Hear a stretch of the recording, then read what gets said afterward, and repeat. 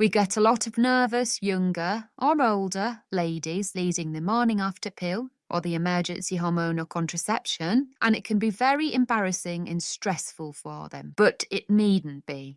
I'm going to talk you through a consultation that I carry out on a daily basis so you know what to expect, what questions we ask and why, and you'll be able to see it's absolutely nothing to worry about. But what I hear quite a lot is, oh, I feel so stupid. I should know better at my age. Listen, there is no judgment here. We've all been there. You are here now, and that's all that matters. Burying your head in the sand and hoping it won't happen to you is not going to help. The biological urge to reproduce is very strong for a reason, to continue the human race. So stop feeling silly and let's crack on with the consultation, shall we? There are two ways to obtain EHC in the UK. Either a free supply funded by the NHS or an over-the-counter purchase after a shorter consultation. Now, the free supply will be a supervised consumption, so there is an immediate need for it. The patient will take the tablet there and then. This is in the consultation and we'll walk you through shortly. The over-the-counter purchase is not very common as it's quite expensive, but usually will be bought to the taker at a later date if needed. For example, if the patient is going on holiday, the pharmacist will make sure the patient is using adult contraception in this case and make them aware it is just in case that contraception fails.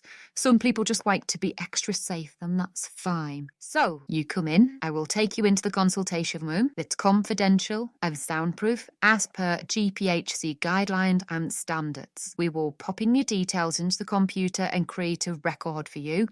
All information will be sent over to your GP once finished. We're actually going to give you some inside information here.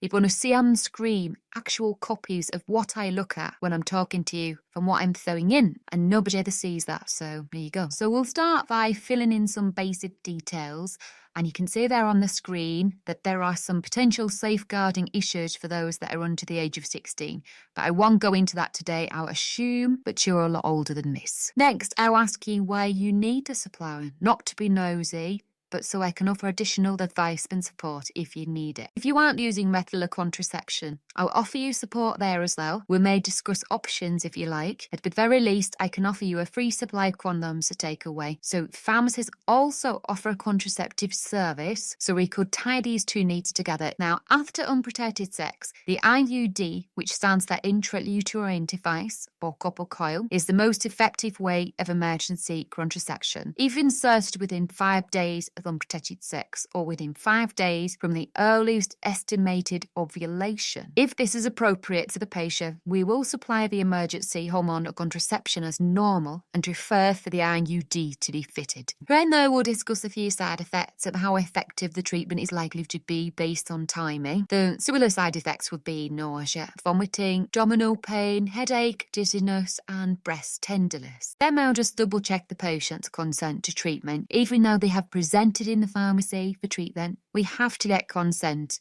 although this can be vague. Next, we need to know if there's been any other episodes of unprotected sex in the last 3 weeks.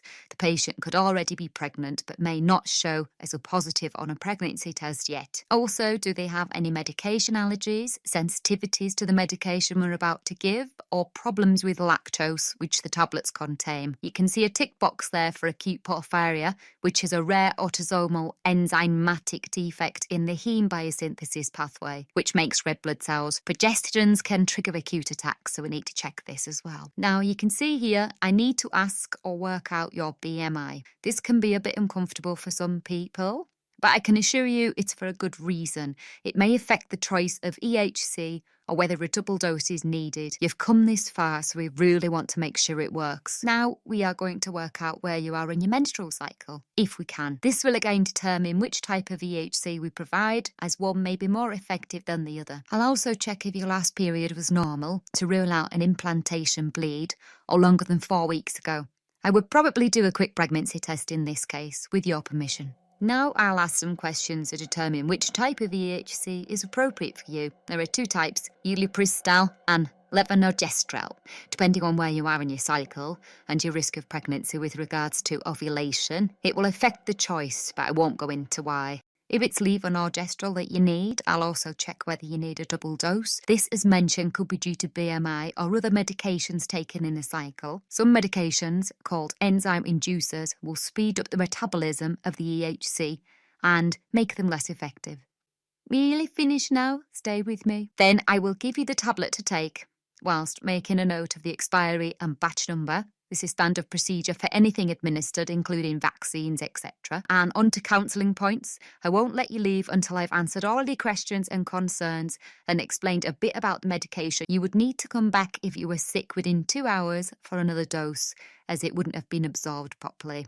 This is due to one of the side effects mentioned earlier, nausea and vomiting. Not very likely, but it does occasionally happen.